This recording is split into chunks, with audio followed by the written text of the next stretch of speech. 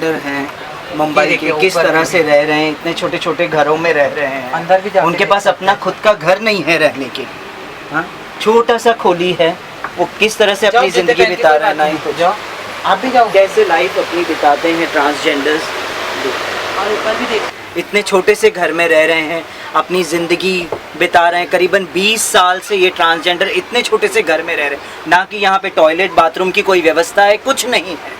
क्या यही सरकार का नियम है? क्या यही स्कीम सरकार ने दे रखी है जो ट्रांसजेंडर अपनी ज़िंदगी इस तरह से बिता रहे हैं? कोई ट्रांसजेंडर के लिए सोचने के बारे में कोई सोचता ही नहीं है। क्यों नहीं सोचता है? कहाँ है हमारी वो सरकार? आओ देखो ये ट्रांसजेंडर्स किस तरह से रह रहे हैं। कितने सालों से आप रह रहे हैं इस घर में? 20 साल हो गए आपको इस घर में रहने के लिए, है ना? कितना भाड़ा देते हैं आप? 4,000 भाड़ा है। बताओ, इतने छोटे से घर में वो रह रहे हैं, अपना जीवन निकाल रहे हैं। किस तरह से जीवन निकाल रहे हैं? क्या सरकार ने ये सोचा है आज तक? अगर क्या क्या समस्या आपके सामने आती है, क्या कोई सहूलियत है सरकार मदद करे आपको? कोई मदद नहीं करता हम लोग का कमाना, हम लोग के बाहर जाना है, हम लोग का खुद कमाना है। फिर बाहर जाए तो ऐसा रहता है, हम लोग को मांगने के टाइम हिजड़ा बोलते हैं, वो बोलते हैं, बोलता चिंता रहता है, हम लोग की बात बोलता रहता है। हम लोग को कोई भी आगे पीछे देखने वाला कोई नहीं है। आप क्या काम करते हैं? हम लोग को पन पे जाते हैं, बस्ती पे जाते हैं, गाड़ी मांगने के लिए, भीख मांगने के लिए जाता है। ओके, हमने काफी समय में देखा है सिग्नल पर या फिर स्टेशन पर पुलिस आपके ऊपर काफी अत्याचार करती है। पुलिस है ना, हम लोग के बहुत करते हैं, भगा देते, किधर भी मिला रहते इजड़ा लोग को भगा नहीं, इजड़ा लोग क्या है वो ये तुम लोग क्यों खड़ा हो रहे था, क्यों मांग रहे, तुम लोग को मांगने का हक नहीं है, तुम लोग प्रूफ बता, वो बता। फिर एक एक स्टेशन पे पकड़ लेंगे तो हम लोग नगर हमारा कोई प्रूफ बना के नहीं देता है। किन्नरों का कोई प्रूफ नहीं है, हिजड़े लोग का कोई प्रूफ नहीं है, इसलिए हम लोग का आधार कार्ड नहीं, पैन कार्ड नहीं, वोटर आईडी नहीं, कुछ भी नहीं। ये क्या है? और हम लोग चाहते हैं कि हमारी भी जैसे आदमी औरत रहते हैं अच्छे से, उनका खुद का घर होता है, ऐसा हम भी चाहते हैं कि हमारा खुद का एक घर हो, भले वो बड़ा ना हो, एकदम छोटा हो, टॉयलेट बाथरूम रहे, बस यही चाहते हैं हम। कोई शौक नहीं होता है किसी को भीख मांगने का? हम लोग को शौक नहीं है भीख मांगने का। हमको अगर गवर्नमेंट सर्विस देगी, काम देगी, या कोई हमको ऐसा बिजनेस खोल के देगी तो हम भी मेहनत करना चाहते हैं। हम भी यानी कि दूसरे आम इंसान के जैसा रहना चाहते हैं। हम ये नहीं है कि हम किसी का लूट के खाए, भीख मांग के खाए, रातों में घूमे, किसी को लूटे पाटे। अगर हमको ये सब करना है तो हम काहे के लिए, हम ये इसी के लिए इजड़े हैं। ओके, जो हमारा समाज है किस नज़र से आपको देखता है? क्या वो लोग आपको बहुत हमको ये नहीं सोचता है कि एक इंसान है, ये सोचता है कि बस ये लूटने वाले हैं। हम लूटने वाले नहीं हैं। अगर हमको गवर्नमेंट सर्विस या कोई काम या बिजनेस देगी तो हम ये सब छोड़ देंगे, हम भी एक आम इंसान के जैसे रहेंगे। हम भी टैक्स भरते हैं। 12 साल से होता है इधर, आजू बाजू में भी दुनियादार से भी उन लोग वजह से भी तकलीफ बहुत हो रहा था। हम कहाँ चले जाऊंगी? मेरे को भी साफ रहना चाहिए ना, हम भी इंसान हूँ, मेरे को भी समझ से मैं भी एक इंसान है करके गुर्तुप होना चाहिए ना। इसी क्या सूचना, क्या संदेश आप हिंदी आता है आपको? अगर हम लोग बाहर भी गए तो हमारे पीछे लड़के लोग बैठ के पैसा छीनते हैं हम लोग। अगर मोहल्ले वाले इतना रहने के लिए करते हैं हम लोग को, हम अपना खाते अपना पीते, फिर भी लोग तकलीफ, पानी नहीं रहते, कुछ प्रूफ नहीं हम लोग रहने के लिए। यहाँ पे घर का भाड़ा हम लोग ही बनते, किसी कमाई से हम लोग भाड़ा नहीं बनते। आप भाड़े से रहते? हम लोग यहाँ भाड़े से दिक्कत, हिजड़ों को भगाओ मार के भगाते सब लोग यहाँ पे। पैसा भी हम लोग कहाँ जाके रहना पड़ता है फिर हम लोग? इतने 12-13 साल से यहाँ रह रहे हैं हम लोग, फिर भी हमारा खाते हमारे पीते हम लोग लात मार के भगाते हैं यहाँ पे। ये तो अच्छा नहीं, ये तो खराब हो लोग। कितना भाड़ा बढ़ते हो यहाँ पे? एक रूम पर 6 हिजड़ों को ज़्यादा भाड़ा देते, 6,000 7,000 भाड़ा लेते, 30,000 डिपॉजिट भरो बोलते हैं। कुछ झगड़ा हो तो भगा देते यहाँ से, घर खाली करके हम लोग यहाँ से। क्या मांग करते हो आप हमारी सरकार प्रदर्शन से? हम लोग को हमारे प्रूफ चाहिए, जस्ट वी वांट आइडेंटिफाई, हम लोग हिजड़े, हम लोग भी इंसान है, हम लोग भी अपना भी खाते ना, एक प्रूफ चाहिए हम लोग रहने के लिए बस हम लोग। You know English? MBA completed. The transgender is an MBA completed, but then also the government cannot think. Government को ये सोचना चाहिए एजुकेटेड ट्रांसजेंडर इतने छोटे से घर में रह रहे हैं मगर उनको यहाँ तक की आवाज़ सुनाई नहीं देती है, तो मीडिया के माध्यम तक वो ये आवाज़ सुने ट्रांसजेंडर्स की। किस तरह से 10 बाय 10 का भी घर नहीं है जिसमें किचन है, टॉयलेट बाथरूम तक इस घर के अंदर नहीं, वो कैसे रह रहे हैं इसमें?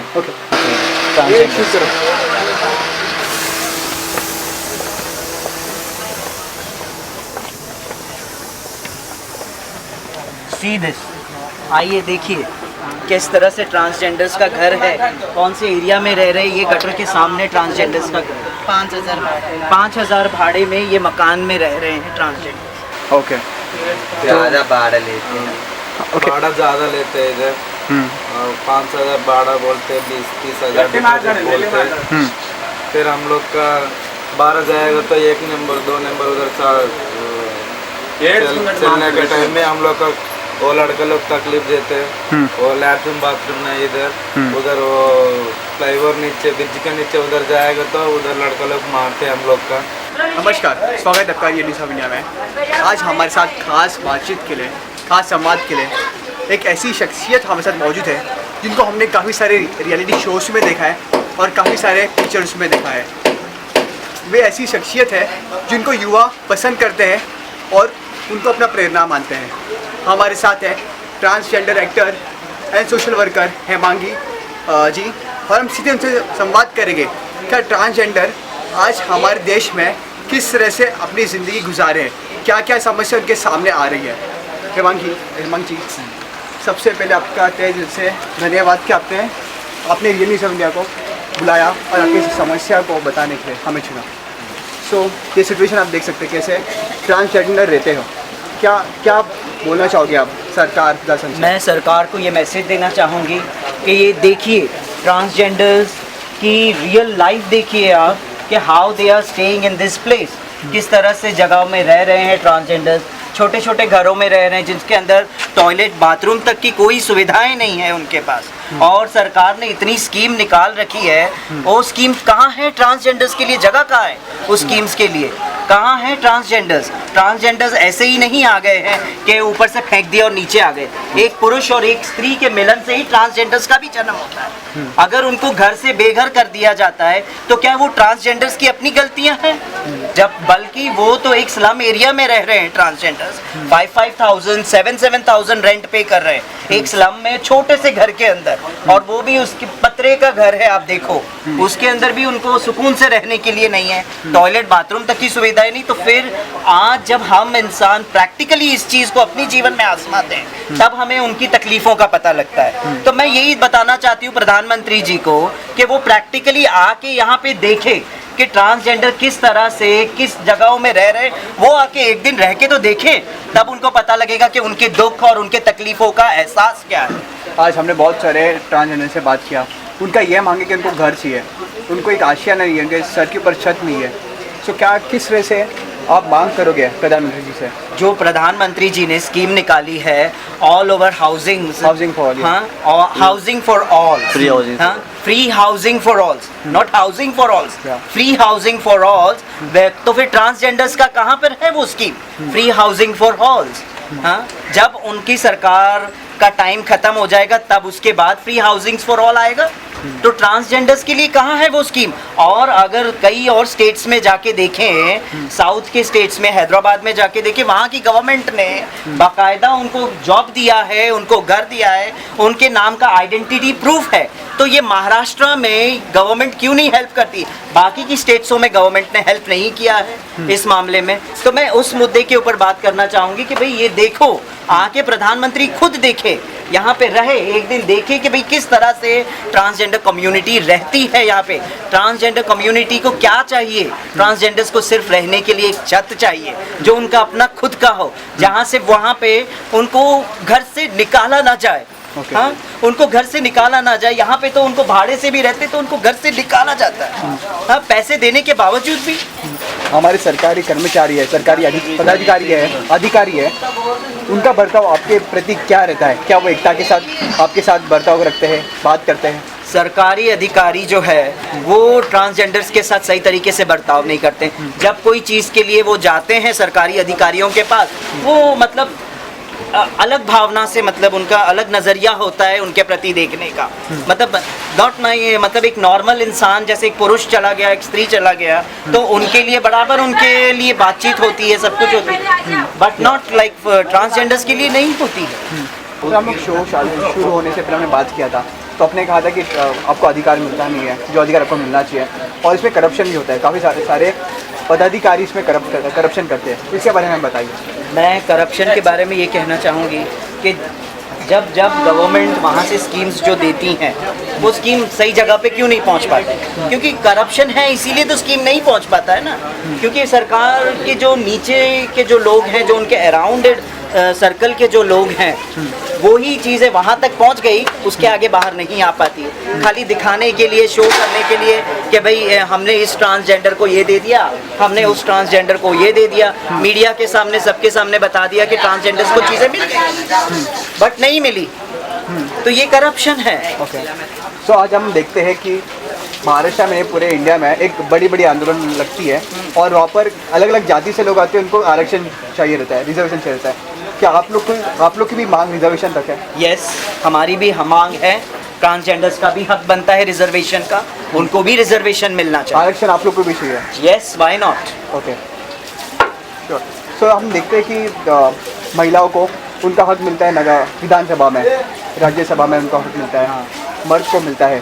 तो क्या ट्रांसजेंडर के भी नगर सेवक, एमएलए, आमदार, खासदार, क्यों नहीं? पदाधिकारी शुल्क है? यस, उनको भी वो पोस्ट मिलना चाहिए, उनको भी मौका देना चाहिए पार्लियामेंट में बैठने का, उनको भी अपनी बातें कहने का अधिकार मिलना चाहिए।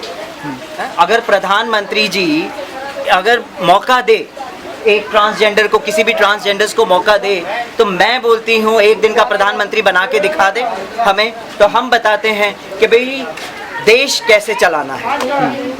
एक पुरुष देश चला सकता है, एक स्त्री देश चला सकती है, तो एक हिजड़ा भी देश चला सकता है। ऐसा नहीं है, अगर एक बार मौका देख के तो दिखाए, तो हम बताते हैं हिजड़े कैसे देश चलता है। ये नहीं है कि हम वर्ल्ड और कंट्री घूमते रहें और यहाँ की हमारे जो भारत सरकार भारत की कंट्री के बारे में सोचे नहीं, भारत में रहने वाले ट्रांसजेंडर वर्ग के लिए नहीं सोचे। हम तो विदेशों में घूम रहे हैं, हमें क्या पता कि हमारा ट्रांस कम्युनिटी इंडिया का, स्पेशली इंडियन ट्रांस कम्युनिटी किस दौर से गुजर रहा है। आज आप ऑन स्क्रीन हो और काफ़ी सारी पॉलिटिकल पार्टी के लीडर्स आपको देख रहे हैं। अगर कोई पॉलिटिकल पार्टी आपको टिकट देती है तो क्या आप चुनाव लड़ोगे? क्यों नहीं लड़ूंगी, मैं चुनाव लड़ूंगी और ट्रांसजेंडर कम्युनिटी के लिए, उनके लिए, उनको सही रास्ता मिले, उनको हर चीज़ मिले, इसके लिए मैं करूंगी। क्योंकि बाकी सबके लिए तो सब कुछ है, स्त्रियों के लिए जॉब भी मिलता है, पुरुषों के लिए जॉब मिलता है, सब कुछ मिलता है, मगर ट्रांसजेंडर्स को कुछ नहीं मिलता। Okay. वो बेचारे इस तरह से रह रहे, इस ऐसे माहौल में रह रहे, आपने तो खुद देखा है इस चीज़ को। ओके, तो आज तक क्यों एक ब्रांड एम्बेसडर, एक चेहरा हमें देखने को नहीं मिला जो एक ट्रांसजेंडर की आवाज़ को मीडिया तक और देश तक पहुँचाए? देखिए, ट्रांसजेंडर्स के लिए एम्बेसडर की जहाँ तक बात है, तो ऐसे लक्ष्मी नारायण त्रिपाठी भी एक ट्रांसजेंडर एम्बेसडर रही है वो, मगर वो अपने ही लेवल के लोगों को देख रही हैं। एजुकेटेड पीपल जो है उनको मोर एजुकेट करना और उनको ही मतलब हेल्प करना। जो लो क्लास के जो ट्रांसजेंडर्स हैं, जो लेबर वर्क के ट्रांसजेंडर्स हैं, जिनके पास जॉब नहीं है, कुछ नहीं है, उनके लिए तो कोई नहीं सोचता है। इसीलिए मैं खुद हिमांगी इस चीज़ को लेके आपके सामने प्रस्तुत हुई हूँ कि भाई ये चीज़ें मीडिया के ज़रिए प्रधानमंत्री तक पहुँचे।